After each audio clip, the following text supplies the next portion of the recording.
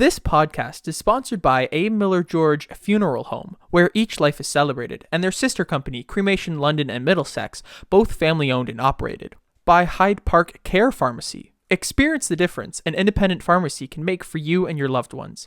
Hyde Park Care Pharmacy offers personalized care, short wait time, very competitive pricing, easy transfer of your prescription, and much more. And by Molly Maid. During these times of COVID-19, it has never been more important to keep your family safe. With the Healthy Home Cleaning System, Molly Maid London is here to help. Make your home a healthy haven. Call Molly Maid London today. On this episode, we welcome Guthrie Graves-Fitzsimmons, a fellow with the Faith and Progressive Policy Initiative at American Progress. His work promotes a progressive vision of religious liberty that champions LGBTQ+ rights and amplifies how faith communities empower social and economic justice. He is the author of the book Just Faith: Reclaiming Progressive Christianity. His writing on religion and politics regularly appears in national media outlets, including CNN and The Washington Post. He and his husband, both native Texans, now live in Louisville, Kentucky.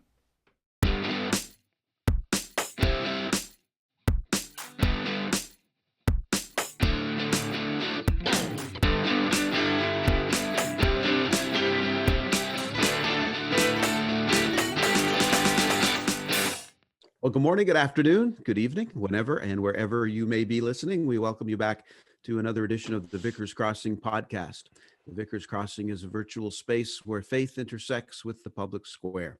And we're glad you could be with us again for another great episode. My name is Rob Henderson, and I'm the priest at Holy Trinity St. Stephen's Anglican Church in London, Ontario.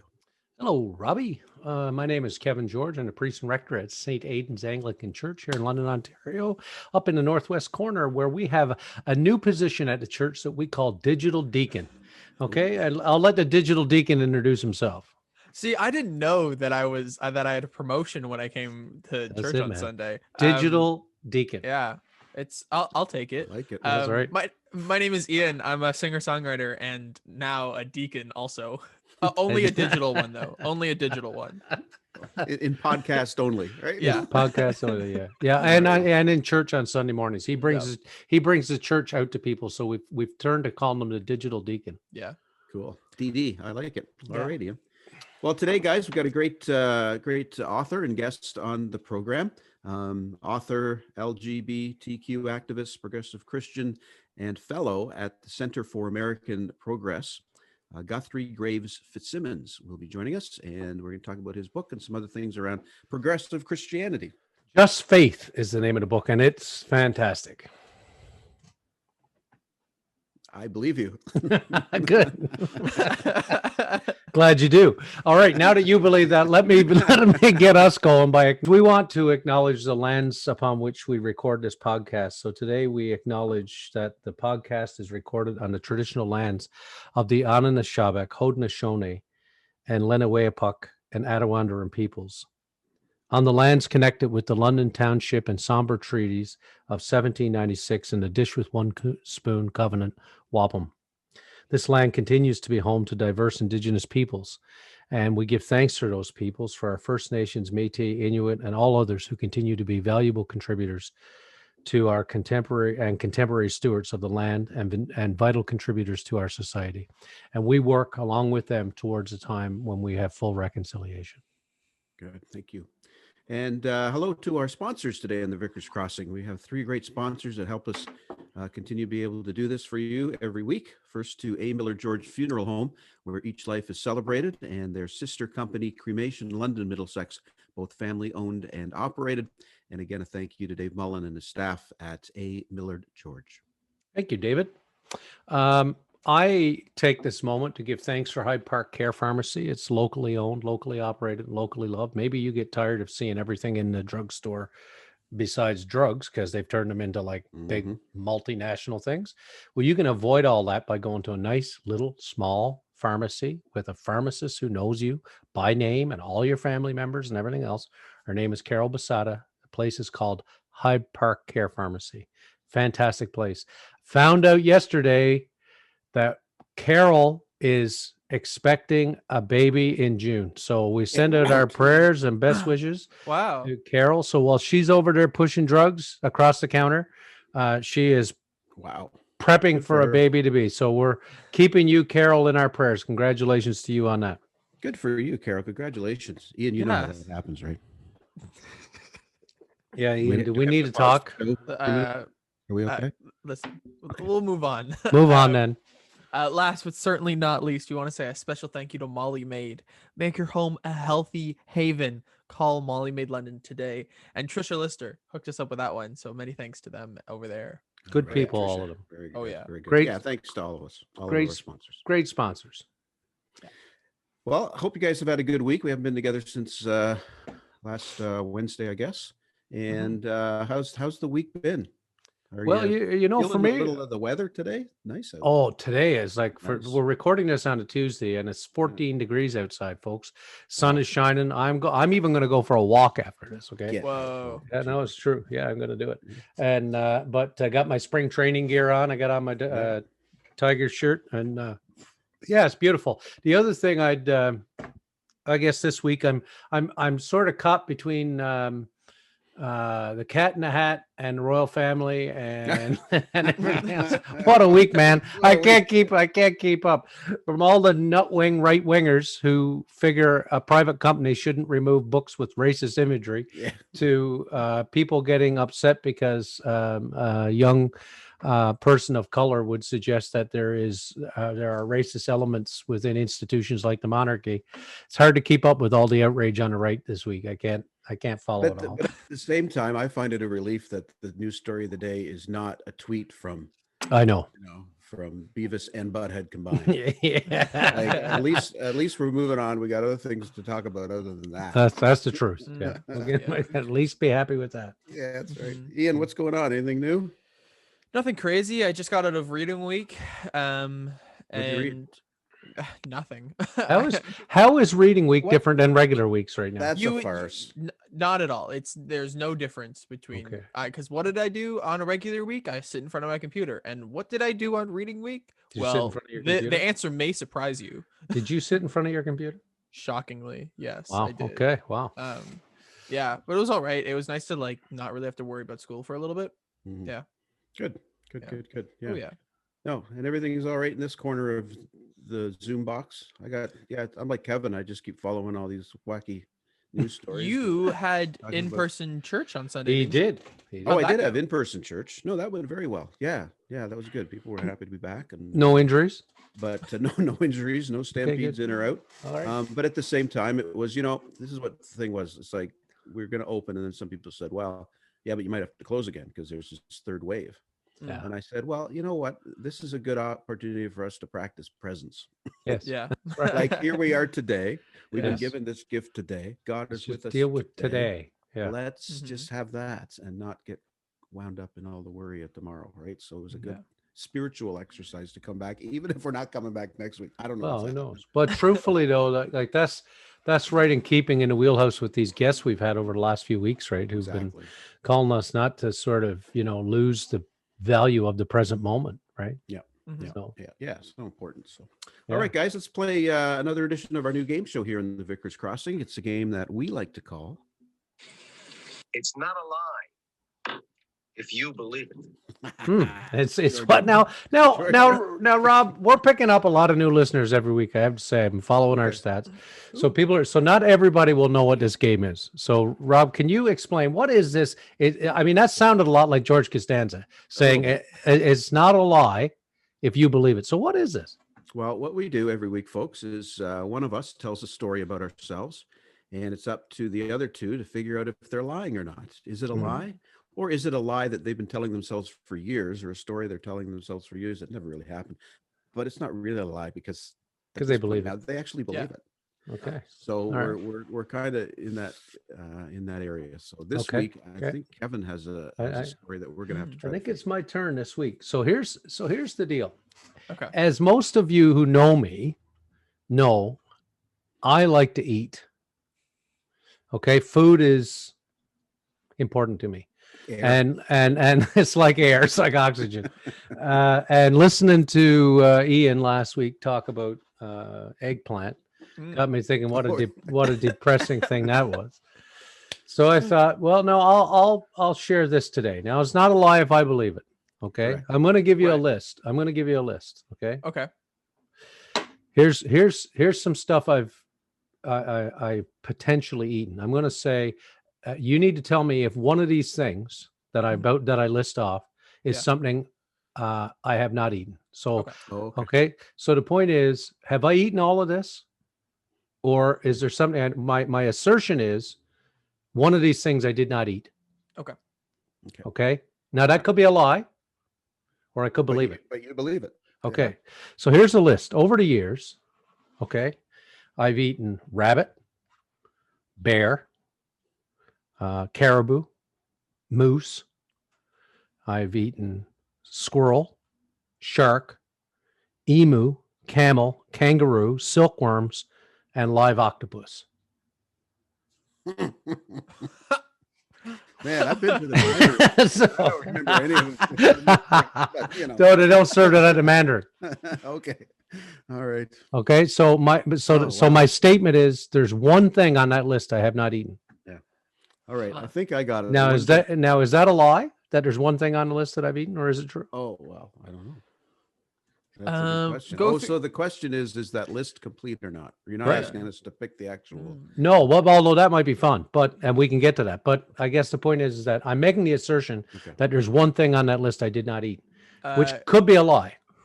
Go through the list one more time. Just one more time. Okay, so rabbit, bear, Yeah. caribou, moose, shark, squirrel, emu, camel, kangaroo, silkworms, and live octopus. Okay. I think I've got So one. what do you think? Yes or no, Ian? What is that list complete or not? I think it's incomplete. I don't think you've had emu. That's one of the only things that I think is like, So I'm 'Cause, telling like- I'm telling the truth when I say that there's one thing on the list I didn't eat. yes, I think emu is that thing that you haven't eaten. Okay, all right, I think the Okay. list is incomplete. that's interesting. I know a lot of those things I'm confident you have as I was listening to them because you told me stories about preparing them. Yeah. But there's one that jumped out that I thought, no way, there's no way. So I think that your list is not true. So Right. So when I say there's something on that list I've not eaten, List- I'm telling the that's truth. true. That's true. Yeah. Yeah. Okay. So what's the item that you think I didn't eat? Mine was kangaroo. Kangaroo. Okay. Oh. So here's the thing. Yeah. Okay. That makes sense. So you guys are right when you say it's not a lie. There is one thing on the list that I did not eat. Okay. But neither of you got it right. Oh. I have eaten emu and I have eaten kangaroo in the same place in Australia. I had two Oh. servings of kangaroo. One was in a stir fry and the other one was as a roast. And the emu was a lot like a ham, by the way. I had that at a buffet in Sydney, Australia. And I've had camel. I don't know if I might have left that off my list. I think I did actually, but I you- meant to add Yeah. camel. You I've did eaten add camel. camel. You Okay. did say camel. The one that I've never eaten is squirrel. Okay. Oh, All right. yeah, that makes sense. See, I So- thought maybe you would have hunted squirrel back home or something like Yeah, that. or This- like you just got lazy Kinda- one night and just this- out of your window. honestly, if the squirrels in Newfoundland were like the squirrels here, I feel confident that we probably would have eaten them. But the Yeah. squirrels in Newfoundland are red and they're about the size of a chipmunk. And they weren't Oh. in Newfoundland until I think the 1960s or something like that. Some fool thought it would be good to introduce them to the island to control something. And now they're just little rodents that go everywhere. Yeah. But you'd need about 10 of them to get one plate, you know. Wow, that's neat. See, I didn't know that. I didn't know you didn't have like black squirrels and gray squirrels. Okay, so here's the thing in Yeah. Newfoundland. No, up until the 60s, no squirrels at all. We have no groundhogs, no porcupines, no snakes, no skunks, no raccoons. Okay. What else? Possum, no possum. Really? None of that stuff in Newfoundland. It's an island. That's incredible. Fair enough. You ate kangaroo. See, I'm never gonna read or watch a Winnie the Pooh movie again without thinking about Kevin. Poor Yeah. kangaroo. The Yeah. dingo ate my baby. All right, there we go. Okay, that's our game show for this week. It's not a lie, if Kevin believes it. So Guthrie's here, I think he is. so we're gonna bring him in and we're gonna chat coming up in a minute. All righty. I got to go get some kangaroo. And here he is on the Vickers Crossing. We're so happy to welcome to the program Guthrie Graves-Fitzsimmons, all the way from Louisville, right, Guthrie? How you doing? That's right. Thanks for having me on. Well, we're Yeah. thrilled that you could take the time to join us today. You got this great book out that we want to talk about, and some other topics that's right in our wheelhouse about progressive Christianity and such. So we're thrilled that you could be here. We hope you've been safe and friends and family have been safe. It's been a difficult year for sure. It has, but hope is on the horizon. I'm waiting patiently in line for my vaccine. Okay. Okay. Good. Very excited about that. Yeah, All right, us too. It's all a wait right now. But I think I've been saying to people who are getting antsy, look, a year ago when we started this Sunday actually will mark a year that was for us when the in-person worship got halted. And I said, if someone said to you then at this time next year, we'll be administering vaccines, we would have all said you're nuts. So put it in perspective. We're ahead of the curve. You guys have an administration down there now, which has accelerated all that, which is fantastic. So we're looking. My husband is fully vaccinated, and so I just send him out to do things for me. My wife says that about me, but I think it's because she thinks I'm a cat. I'm fully vaccinated, but she doesn't know I don't have the COVID vaccine yet. Anyway, listen, look, we're glad you're here. We won't hold the whole Kentucky thing against you because of Rand Paul and Mitch McConnell and all that. We'll just leave Mitch at the local Kroger, and we'll just focus on progressive theology and progressive Christianity. Listen, I just finished reading Just Faith, your book, Reclaiming Progressive Christianity. Sat down with it I picked it up earlier and read a little bit, but I really just sort of sat down and barreled through it, and it's incredible. I have to say, as a leader in the church yearning for progressive voices, I found it very reassuring. Those of us who hang out in institutional churches, Guthrie, there's a challenge that goes along with that. The institution can sometimes pull you back. And I found it to be a great motivation to go on and keep going and keep trying to do this sort of work of bringing voices to the public that express a long tradition, really, as you outline it in the book, of progressive, socially just theology. So I want to begin by giving our listeners, particularly those outside the U.S., and we have a fair contingent of Americans who listen to us, but a large part of our audience is here in Canada, and may not know you as well as some of us who are in church circles and would tend to read that. So a little bit more about you, I guess, and I wanted to draw that out of you rather than just reading some, lengthy biography. If we can, I want to begin where you began. You write in the introduction of the book, families like religions pass down traditions. My family raised me in the bold tradition of progressive Christianity. My grandmother, Frances Belgraves, who died while I was writing this book, and to whom this book is dedicated, was more devoted to her Christian faith than any person I've ever encountered. I cherish the memory of her teaching me to memorize the Lord's Prayer as a child and encouraging me in my faith as a youth. Her commitment to social justice sprang out of her daily prayer life and her work as a missionary in Mexico. She volunteered at Casa Juan Diego, the Catholic worker house in my hometown of Houston, and she marched alongside of my union organizer parents and me in anti-war and labor union protest. Going on later to add, as the son of two community and labor union organizers, I spent a large part of my childhood as an organizer in training. I love that. Helping out around a union office and accompanying my parents to sign up members at their workplaces. Guthrie, can you tell us about your grandmother and your parents and how they influenced you? Because it's pretty evident in your writing and who you are that you've been marinated in this beautiful sort of socially progressive and just environment. Tell us about that. Yeah, we're having a big debate right now in the United States about raising our minimum wage to $15 an hour. It's a big debate right now. And I bring that up because one of my first memories of any church service was with my dad. We were leafleting to raise the Houston, Texas, where I grew up, like you mentioned, minimum wage to $6.50 an hour in 1996 when I was 6 years old. And we were at this Black church in Houston, not the church I grew up at, but a church. The Black church is very involved in progressive organizing and labor and community organizing. And so we were leafleting for the campaign outside the church. And that always stuck out to me as one of my earliest memories of seeing how the church was engaged in progressive activism.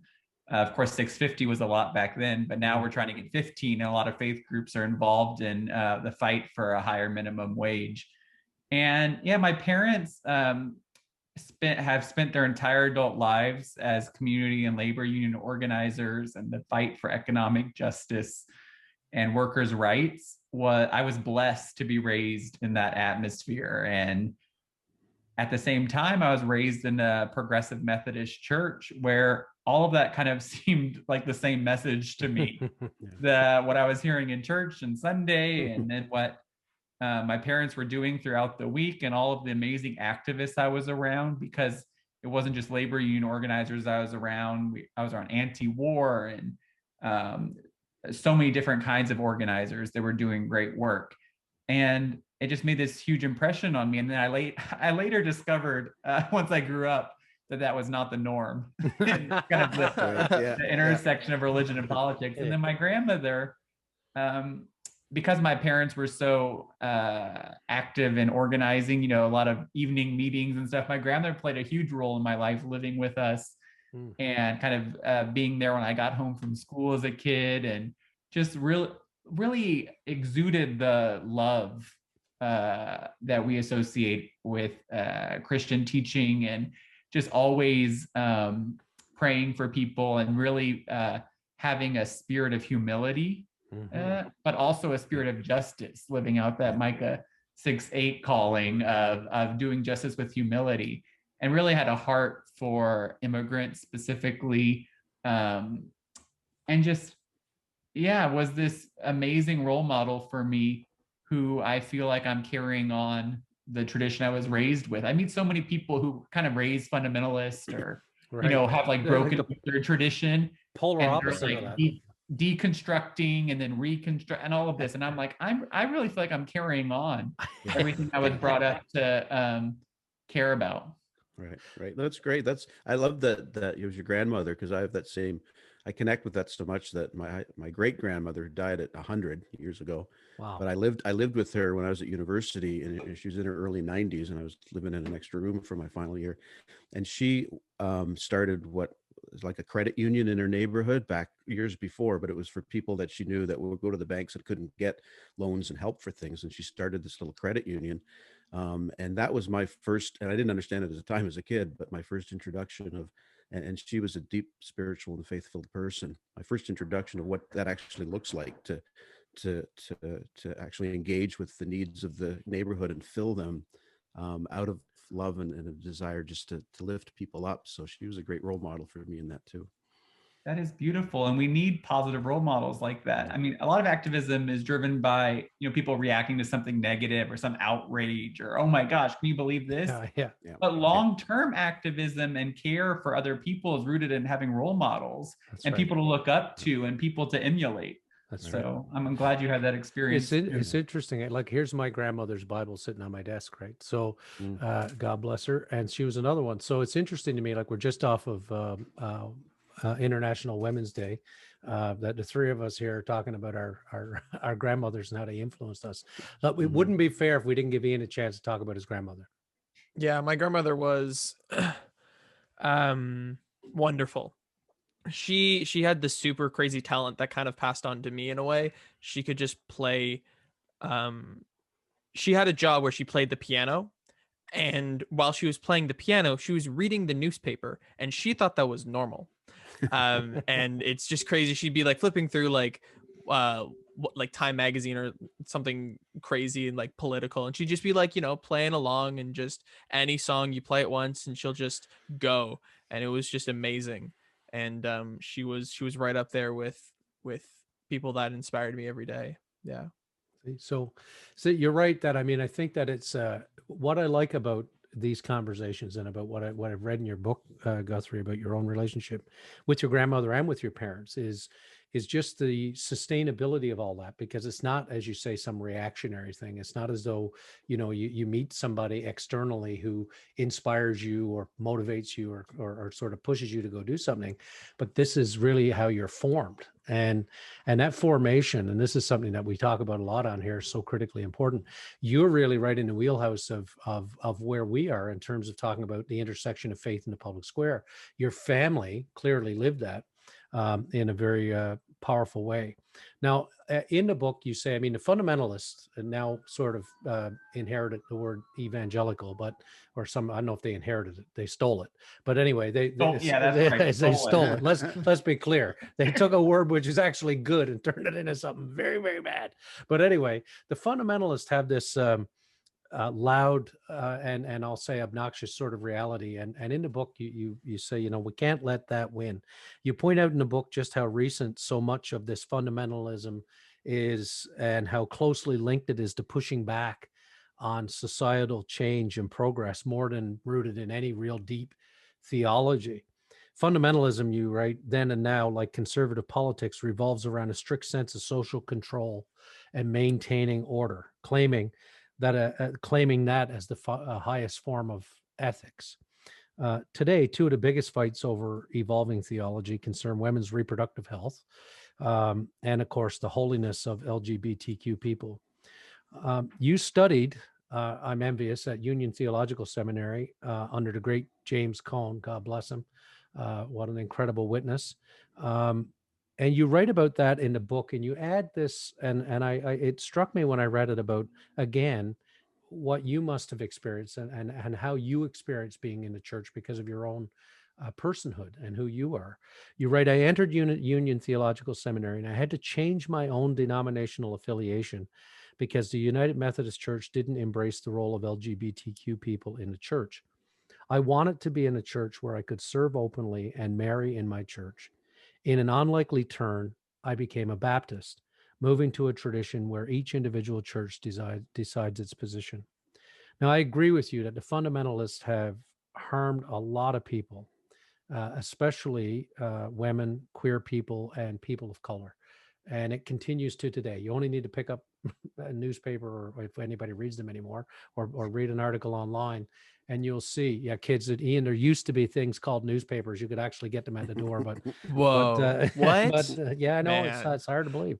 Whoa. Anyway, you write, every time we think of damage done by fundamentalists' harmful positions, we might also lift up Christians who've stayed and who've reformed the religious tradition for the better, because so many people have left evangelicalism because of that harm, right?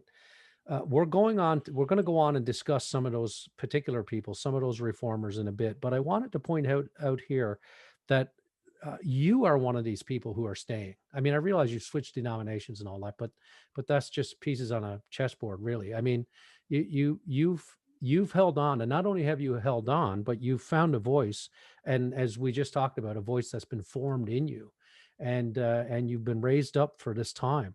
Can you share a little bit about being gay in the church and the pain that you've experienced in that, and how that shapes the voice that you have now? Sure. And my journey leaving the United Methodist Church where I grew up was a complicated one, because the kind of congregation I grew up in was as accepting as could be given the rules of the United Methodist Church. So they couldn't do same-sex marriages, put me up for ordination, support my ordination in the church. But I never heard like negative messages from the pulpit. I didn't experience a lot of anti-gay rhetoric, which was a great benefit to me in being able to come out. And in college, I went to United Methodist College, American University in Washington, D.C., and I came out and actually prayed with my college chaplain for courage and the strength to really claim my God-given identity. So the church has been alongside me in this journey of coming out. Whereas I've seen so many people where the church was this barrier and force working against them claiming their identity. So I do benefit from a lot of that. And then at the same time, my kind of breaking point was so the United Methodist Church's kind of global policy about discriminating against LGBTQ people. They meet every 4 years. And I went to the conference in 2016 while I was in seminary in Portland, Oregon, and my mom went with me. She brought this banner from the church where I grew up, which had everybody's like faces on it, and it said like, "We are fighting for a more just, United Methodist Church," which was beautiful. And we held it up outside the convention center as everybody went in. All the delegates went in, which, I mean, it personally was a nice experience to have with my mom, but it was also very painful to see the church again uphold the discrimination. And it was also just really frustrating. What kind of broke my spirit was the fact that these people that had never met, I mean, many of them have probably never met a queer person in their life, Right. or someone that was, believed in the dignity of LGBTQ people, were voting on it. And it felt very impersonal and very divorced from kind of holy conversations and community and lived experience of anybody. And so that was my kind of like, I don't have hope in this process changing. And so when my then boyfriend, now husband, who had, he's a Presbyterian pastor, PCUSA, and it actually helped present the case before their General Assembly to the PCUSA embrace the dignity of LGBTQ people. But when we were moving to Louisville from New York City, where we had lived and where I went to seminary, it was sort of an opportunity to turn the page, and found a wonderful Baptist church here, and where the church had decided. And the thing that stuck out to me about the church's decision to start doing same-sex marriages and approve LGBTQ people for ordination was there was no vote. They said, of deacons met, and I now serve as a deacon at the church. Okay. And it was like, we're not going to put this up for a vote. That doesn't seem right. Like, that's dehumanizing to even vote on it. And imagine, that really resonates. Imagine the notion of saying we're not going to talk about someone's human rights and vote on whether or not we can uphold the dignity of another person. Right. Imagine. Right. And that really, a few people left, so they voted with, their feet leaving or whatever. But that really resonated with me, that it's not up for a vote, that it's such a basic issue. And yeah, then we set one of the ministers at the church officiated our wedding. And I've just met so many. What gives me hope kind of for the future of the church, especially in the United States, where most of my work has happened, though I don't want to limit that to the United States, is denominations evolving and embracing the dignity of LGBTQ people after decades of kind of infighting. Allows us to live up to the call of the gospel, not be hypocrites, and not be fighting each other, to do this kind of public ministry and work.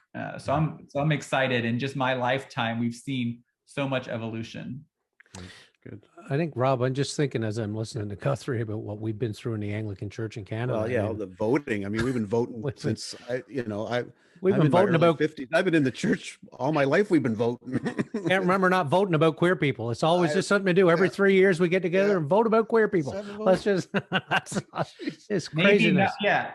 It's hard to imagine a future, I think, in a lot of these denominations where there's not an what are we going to vote on? Voting. Now we move past it. What do we vote on now? Yeah, we got nothing else to talk about, I guess. And I mean, we just went through a very painful process because, of course, the way our synodical process works is, in order for a doctrinal change, there has to be a 2 consecutive synods, which happen triannually. So back a little over 6 years ago now, it passed, and has to pass in 3 houses. So clergy, lay people, and bishops.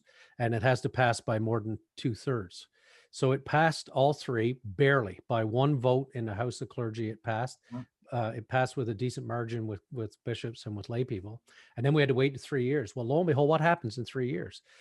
The bishops up north, who come from more conservative places, appointed suffragan bishops who they knew would vote conservatively, and changed the constituency of the House of Bishops, so that when they voted on the next time on the dignity of LGBTQ people, it failed in the House of Bishops.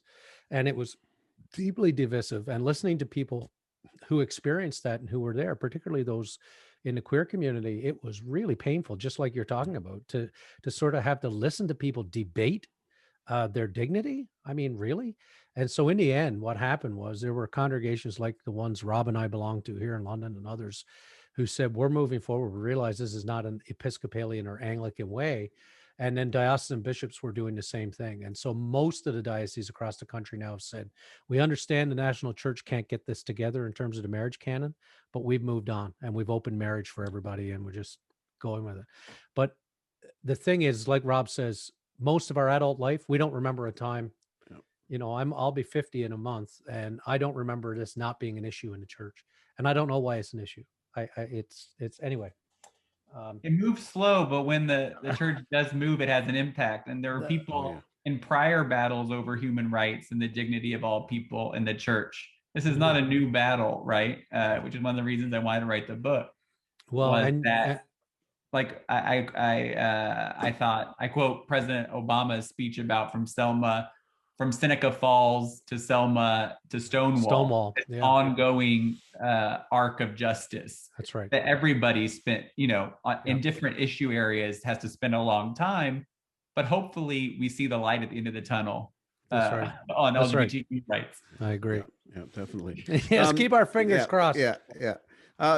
Great job in the book of giving us and readers examples of progressive Christianity. And there's some well-known names in there, obviously, that everybody's pretty much heard of. Reverend Dr. Martin Luther King, of course, that we can resonate with and understand. But you really teach us also about some others that may be not so well-known, one of which is Walter Rousenbush. Hope I'm pronouncing that right. Who wrote that the kingdom of God is not a matter of getting individuals to heaven, but of transforming the life on earth into the harmony of heaven. I was wondering if you could tell us a little bit about Walter, because I know a lot of our listeners perhaps have not heard of him, and tell about him and his ministry and what that means for us today. Isn't that a great quote? I love hearing that again. I love it. And yeah, it shaped so. Anyway, when I became a Baptist, I was like, I kind of found other Baptists that I looked up to. Baptist minister in New York City, in Hell's Kitchen, in the end of the 19th century into the beginning of the 20th century, and really was both, you know, a minister and a theologian who wrote about the social gospel and the need for Christians to be actively engaged in the transformation of this world. Mm-hmm. The world we are all inhabiting right now, that like we shouldn't wait for some hereafter and, you know, be content with the world as it is, but actively transform the world. And you see just an amazing example that he set that then, you know, kind of transformed all of Christianity. At the same time, you also saw, you know, an embrace of kind of the social gospel or social justice around the same time in the Catholic Church. Mm-hmm. And you just see there are also just factors at the same time of like more people moving to cities and industrialization, and a lot of factors where people were like, and social reformers that didn't take like the world for granted, and we have to live with these evils in society, but that we can actually play a part in creating the kingdom of God here and now. Yeah. Right, exactly. And I remember the first time I kind of came growing up from a space of it's about getting to heaven, right? Yeah. That was kind of my thing. But it was later that somebody told me in so many words that actually Jesus didn't pray for that at all. He actually prayed for your kingdom to come on earth. On earth. And as soon as that clicked, right, when I was 14 or 15, that just opened up everything. And that was so powerful.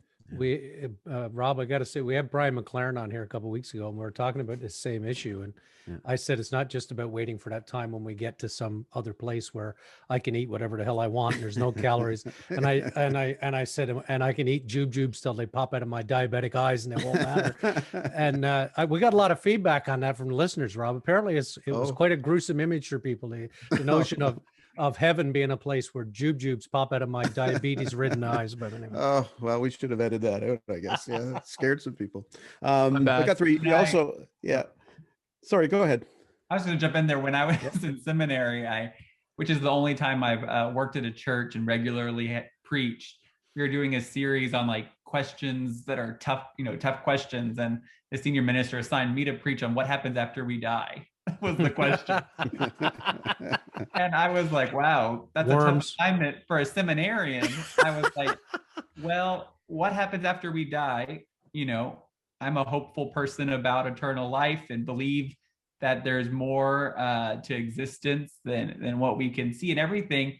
But one thing I'm sure about, so I was like, maybe this is a cop out, but I was like, one thing I'm sure about is that life is going to continue here on this earth. And I have an ability to change the material conditions of everybody and actually make this earth more just for those that come after me. Yeah, exactly. So that's one thing I do know happens after I die. That's right. Amen. Hopefully we do something better, do something before we go, right? That's yeah, right. exactly. That's right. And that's what we can do. And that's what I think Rousenbush and others, part of the social gospel, have left that really transformed all of Protestantism and all of Christianity. It's true. Right.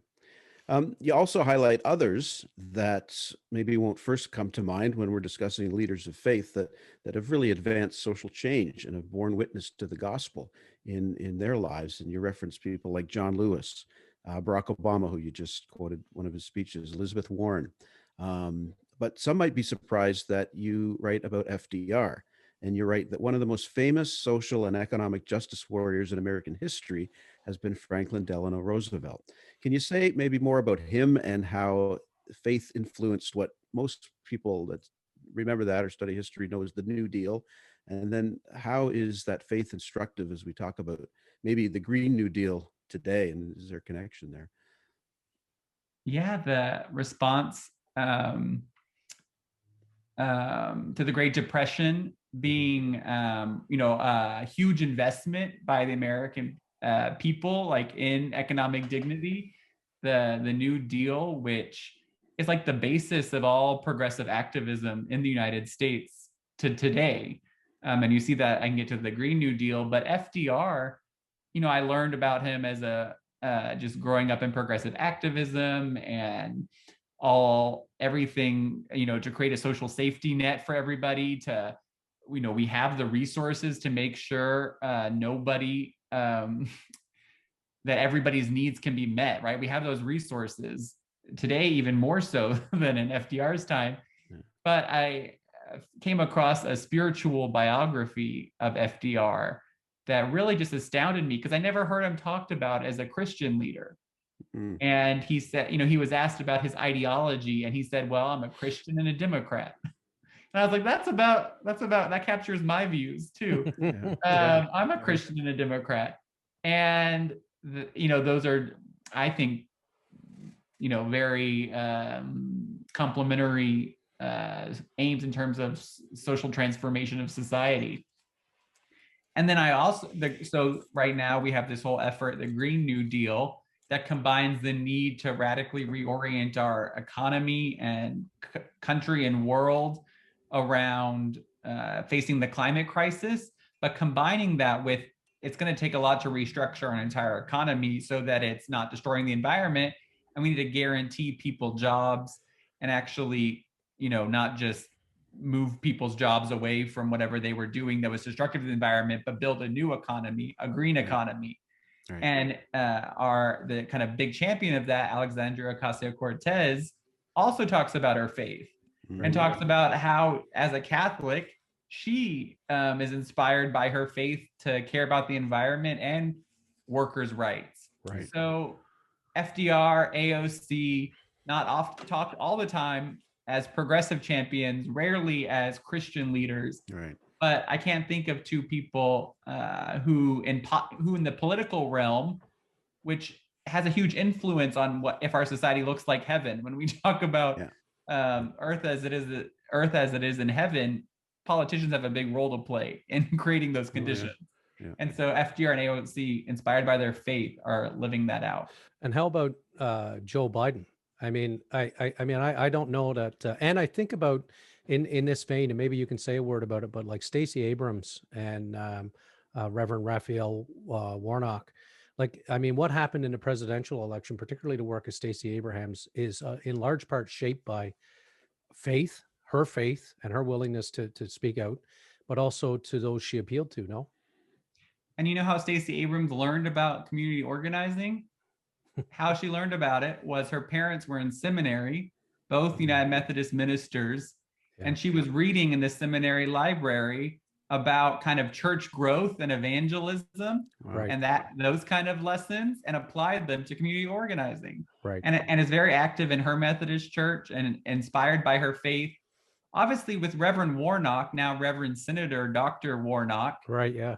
it's hard to ignore his faith because he's a pastor. Pastor. And yet it really shocked people. They're like, this pastor, this progressive pastor, is running for office. And there was a lot of like, whoa, he's not a conservative.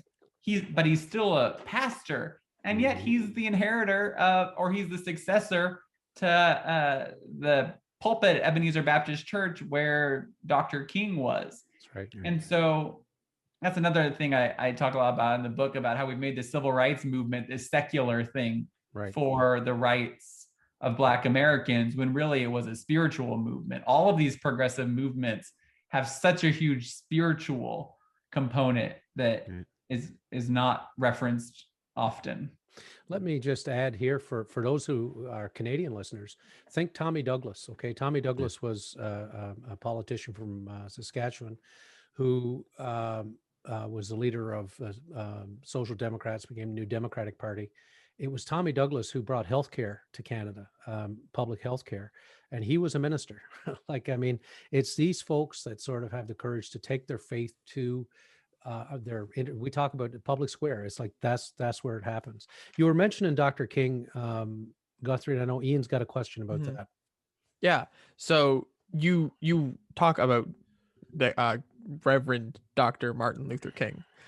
You write, the Reverend Dr. King is most often viewed today as an activist rather than a religious figure, even though his lifelong profession was that of a church pastor. Erasing King's whoa, that's a big word. Religiosity. That's a funny religiosity. Wow. Great word. Religiosity isn't some kind of anomaly, but part of this racist tradition of whom we label religious today. You go on to say, on one hand, Americans downplay King's religiosity. On the other, we de-radicalize him. In our public imagination, he and the entire civil rights movement are often reduced to the person who taught the white people and Black people to get along nicely. King was a radical and a religious radical who rooted his, quote, extremism in the fullest realization of following Jesus Christ. Can you say more about this civil rights movement as a religious event and why recapturing the narrative is so critical for progressive Christians today? Sure. I just want to go back to Tommy Douglas. Am I remembering correctly that he's related to Kiefer Sutherland? His grandfather. His grandfather. I remember reading about that, and I was like, I know who Kiefer Sutherland is, and anyway. So Tommy Douglas's daughter is Shirley Douglas, who was married to Donald Sutherland. So, and that is totally not relevant. But I remember reading about. It is relevant because Kiefer Tommy Sutherland Douglas has also spoken up now an American citizen. Like he has spoken out for a progressive change around healthcare and all that stuff. He also spoke up here during, I think, the last election where some of the conservatives in this country tried to denigrate some of his grandfather's legacy. And he wasn't shy to speak up and say, wait a minute, don't you guys be using my grandfather for your ill purposes. That's not who he was. So anyway, that's great. Good for you. Anyway, for our next future book, I'm actually interested in looking at examples of progressive Christianity from around the world and how people are making those connections. So I'll have to come back to that. Incredible order. I mean, look him up and listen to his speeches. I mean, he was amazing. Well, to go back to Dr. King, I was on another podcast recently, and someone was like, was that saying racist too strong? And I really believe it is maybe not intentionally like I'm trying to be racist. When I talk about in the context of the United States, we talk a lot about the white evangelical vote and the Black vote. Right. Now maybe that is just people, they have no bad intentions, but it's part of a racist system and is a racist element of our public discourse to erase the religiosity, the religious motivations of people of color, and to say they're voting, they're acting, they're organizing around racial justice and, out of those concerns, whereas these white evangelical conservative Christians are organizing out of their religious values. Right. Now, that whole dynamic, which is pervasive, is racist. Sure it is. Because we see the civil rights movement being a religious movement. We see today, going back to Reverend Dr. Senator Warnock, Stacey Abrams, so many people of color who are motivated by their faith. And then on the flip side of that, we see white conservative Christians. The whole rise of the religious right in the United States is rooted in fighting desegregation. Right. And wanting to, perpetuate white supremacy. White supremacy, yeah. So we need to talk more about the religious motivations of people of color, and we need to talk more about the white supremacist motivations of conservative white Christians. Right. So there's just a lot to talk about the secular, not religious motivations of one group, and then also people of color and the Black church especially in American Christianity is the heart of American Christianity and the progressive movement and progressive activism today. Right. Yeah, it strikes me listening to you talk about that and going back, I guess, to our visit with Robert P. Jones when he was on here and talking about white supremacy and White Too Long, his recent book. But and I think from looking at it from a Canadian perspective, looking at what's going on, it is a sort of a tactic or a conversation that is unique to you guys in terms of this white evangelical vote and the Black vote. Like, we just don't have a similar conversation here. Not to say we don't have the racist issues here, we most certainly do. But it's interesting on a political level in terms of that system. I was really struck when I read that in your book, because it was like, wow, yeah, he's right. This is another systemic racist problem, right, in the whole discourse. I mean, it's really different, right? And part of it is progressives, and I get to this in the book, being wary of talking about religion because the religious right has been so loud and has so dominated the public square that it leads a lot of people of many of whom are people of faith themselves not wanting to talk about religion. Right. And so you often only hear about explicit appeals to religion from conservative white folks in our public square. That's right. Yeah. Immigration is a real hot button issue for you and for so many of us. Migrants and refugees the world over are suffering greatly, as we know. You worked hard in your role against the Trump's Muslim ban. I don't know what the right terminology is for that, but let's just say your previous orange president didn't want Muslim people coming. He said Islam hates us and wanted to ban all Muslims, and then tried to do it.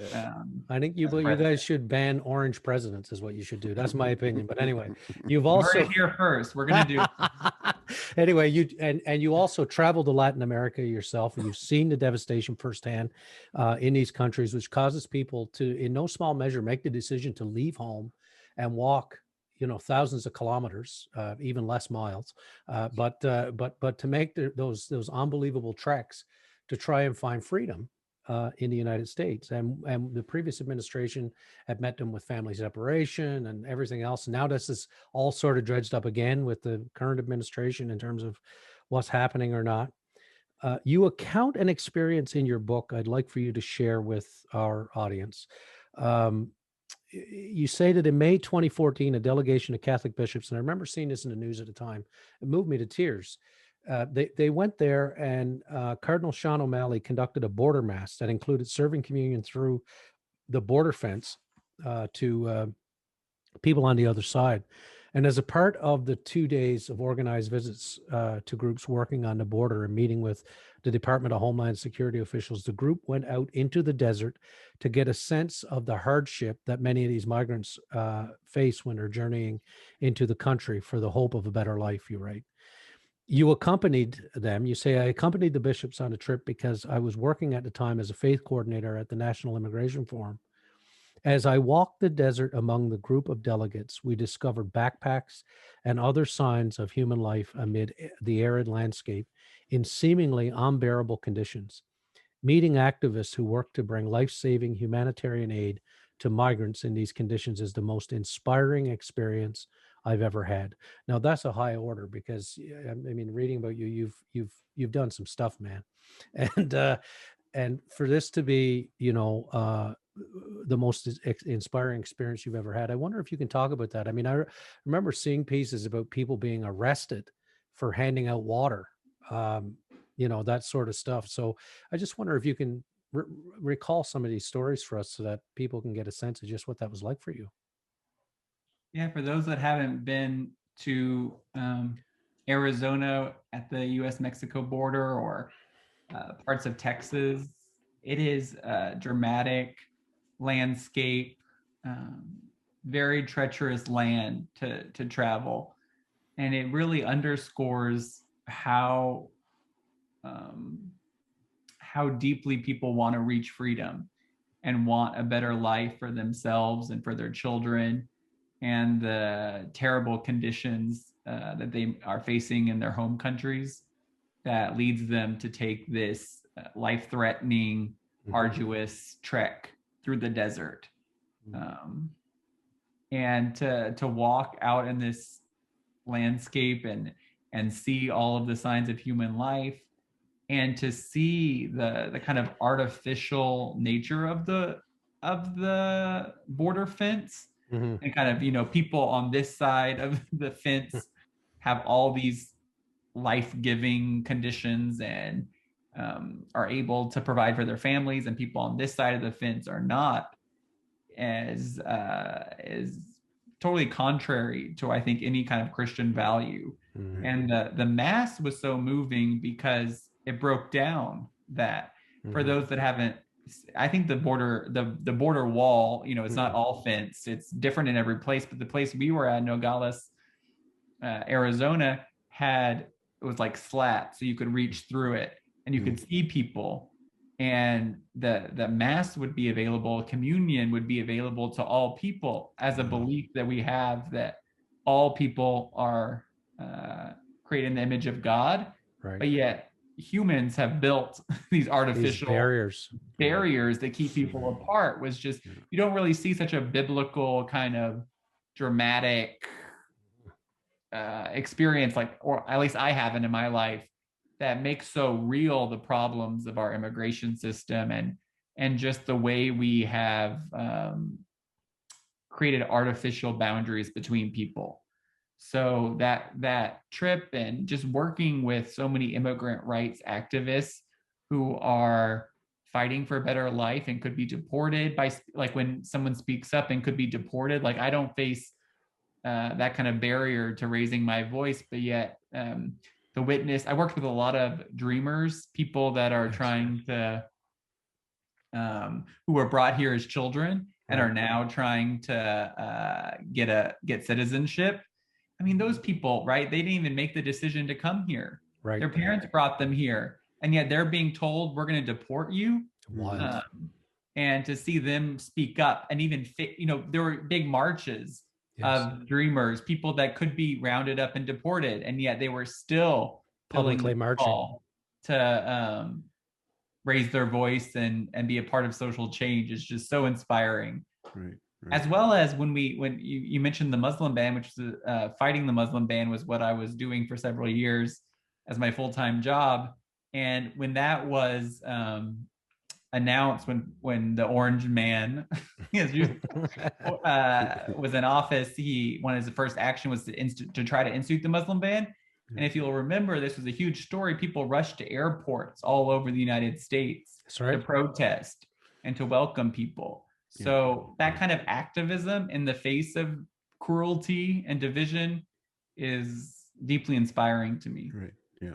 And that's what, part 2 or section 2 of your book is about: action, right? It's like you say in the book, the book's not a eulogy, but a call to action. And like Kevin said, you've been in it for sure. But in that quest, you give some great hope in the book. And I wanted to share this with our listeners today. Guthrie writes this: "We exist and you are not alone. That millions of Americans identify as progressive Christians. In partnership with the Public Religion Research Institute, I have exclusive new data that estimates how many consistently progressive Christians exist in the country, published and seen here for the first time. And surprise, there are actually more consistently progressive Christians than consistently conservative Christians in the U.S. And you say that the suggestion is about 35 million voices that are consistently progressive, and that is over and against the roughly 18 million consistently conservative Christian adults in the U.S. And so you go on to write, our mission requires actions, prayers, and yes, words. Our words are not the conviction that you don't agree and you're going to hell, or that our religion is somehow better to the detriment of someone else, but they are a reflection of what drives us. We have to use words to talk about our faith. We don't have to be cable TV pundits to do this. We can do this in everyday interactions at our workplaces, on our college campuses, or with our families. Use words when the topics of religion and politics come up in your social circle or workplace. The era of not talking about religion, politics, and sex in polite company is long over. Use words to confront anti-LGBTQ Christian group on your campus and call them out for their hate in the name of Christ. Use words to meet with the editors at your local newspaper to ensure they're fairly covering the diversity of Christian belief in your community. Defend and advocate, advance progressive goals as consistent with Christian teaching, not because we believe in theocracy, but because our faith makes us progressive. And when you show up at your local protest, put a Bible verse on the sign, make it clear to the world you are engaging the public as a Christian. Can you talk a bit more about our use of words? Because that is so powerful, and especially how we use them in divided times, because people do hold back. And I've certainly been guilty of that as well, and wanting to clam up and not say anything, but there's power in that, isn't there? And it comes from a good place. I want to acknowledge it comes from a good place, not wanting to wear your faith on your sleeve, not wanting to come off as exclusive, as if making a Christian claim is inherently saying, non-Christians are bad or something. So it comes from a good place for so many people that I found. And yet we have to contest the meaning of what it means to be a Christian in the public square. And that involves everybody. People write it off as like, oh, some politician or someone with a lot of power can do it. And yet I think conservative Christians have done a really good job at every level of telling people, you need to get out there and fight for our faith and make your voice heard. And because of that, I think that alone should compel us as progressive Christians to do our part. And I want to just underscore that people are doing so much already and often not mentioning their faith. So that's why I use the example of, putting a Bible verse on something my grandmother used to do, write a Bible verse on a sign for a protest, because a lot of people are going to these marches or town hall meetings and speaking up and just not bringing their faith into it. Again, out of often a good motivation. What I'm asking people to do is really be explicit about their Christian convictions that compel them to do this work. Yeah, post a little bit of Matthew 25 or Matthew 5, the Beatitudes, right? Blessed are the poor in spirit. 5 or 25. Post it right now on your social media or wherever you can. Yeah, put it on those signs when you go protest. I did a sermon years ago where I had everybody in the church, every time I said John 3:17, hold up a sign that said John 3:17. And so I said, when you go to the ball game next, hold up a sign that says John 3:17. Everybody will be telling you got the verse wrong, but tell them, no, you didn't. Tell them to read John 3:17.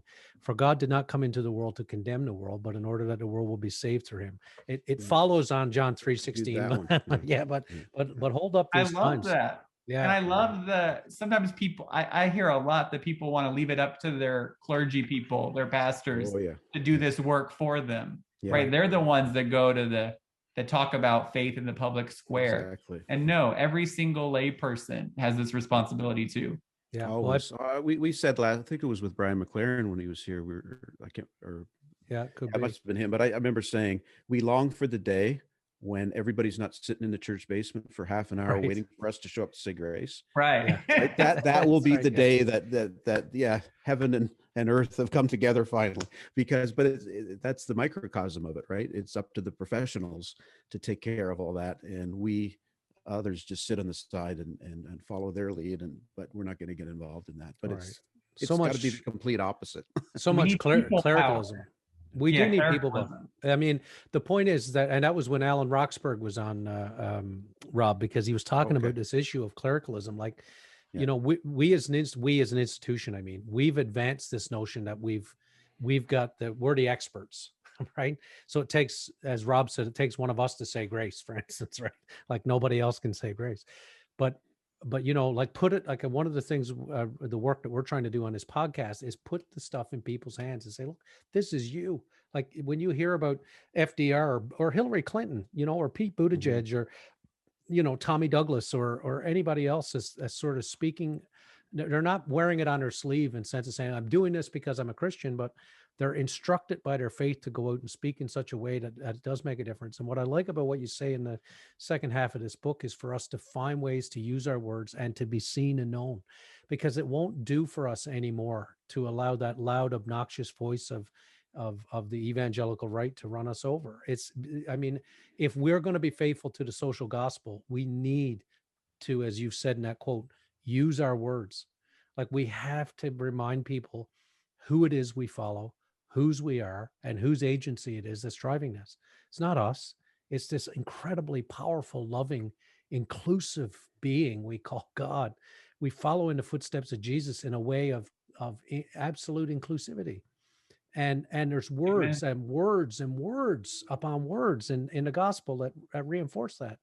And we need to let people know, because we've bought in a way. It's subversive. We've bought into the same narrative that it's the right that uses the words of scripture to make their point.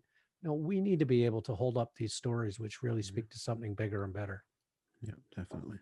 Definitely. Amen. I'm so with you, and I have an anti-clerical streak too. Yeah. And I'm married to a pastor, so I can. There you go. Perfect. Well, All you right. can be anti-us because we're anti-clerical. Where's my collar? Rob, did you bring your collar I know. today? I didn't bring my collar today. Sorry. Guthrie Graves-Fitzsimmons. The book is called Just Faith: Reclaiming Progressive Christianity. A great read. We hope those listening will pick it up and read through, and really look forward to maybe some other things, Guthrie, down the road, including maybe a little bit about Tommy Douglas. We'd love to hear more about that. But we really want to thank you for your time, for your ministry, for your work, and for the voice that you're lending to all this. So thanks for being with us today. Thank you so much. Thank you so much for having me on. Yes, and if you bump into Mitch at the grocery store, say hello for me, will you? I will certainly not do that. Thanks again. Well, guys, that wraps up another edition of the Vickers Crossing podcast. And again, thanks to Guthrie for dropping by, and looking forward to hopefully chatting with him again down the road. But we hope you'll check out his book, Just Faith: Reclaiming Progressive Christianity. And we hope you'll check out our great sponsors that help us here at the Vickers Crossing too. Again, thanks to A. Miller George Funeral Home, where each life is celebrated, and their sister company, Cremation London Middlesex, both family owned and operated. Thank you again to Hyde Park Care Pharmacy. Hyde Park Care Pharmacy, locally owned, locally operated, locally loved, and Molly Maid. Make your home a healthy haven. Call Molly Maid London today. Thank you, boys. Thank you, buddy. Can I say a word? And the word is, folks, pass this on to your friends. Our audience is building. We're glad to see we're starting to get some traction. What would be really helpful is if you pass this on to your friends and say, hey, there's a good podcast you should listen to. It's called The Vickers Crossing. Here's a link. Just send them a link. The other thing I want to say is, coming back to the Canadian side of the border next week to talk to Aaron Davies, who is broadcasting legend in this country, radio superstar. So Rob will remember from his radio days. Yeah. And Aaron's got quite a harrowing story herself, having lost her daughter just a couple of years ago, and her book Mourning Has Broken, using MOURNING, is an incredible witness to living through grief. And so we're going to have a great chat with Aaron next week. So tune in for that. Looking forward to it. And until next week with Aaron, I'm Rob Henderson from Holy Trinity St. Stephen's. Kevin George, Go Tigers, from St. Aidan's, London, Ontario. And my name is Ian, with a new promotion of Digital Deacon. The Digital Deacon. He's the DD. All right, guys, take care. Have a good week. And Kevin, remember to always look both ways before you cross the street. Thank you for listening. Our hosts are Kevin George and Rob Henderson. Our producer and composer is myself, Ian, with original artwork done by Elizabeth Dodman. If you have any questions or want to know where to find us, tweet us at Vickers Crossing or find us on Facebook at The Vickers Crossing. If you have any other questions about anything heard on this podcast, leave us a comment or look in the description to find out more. Thanks!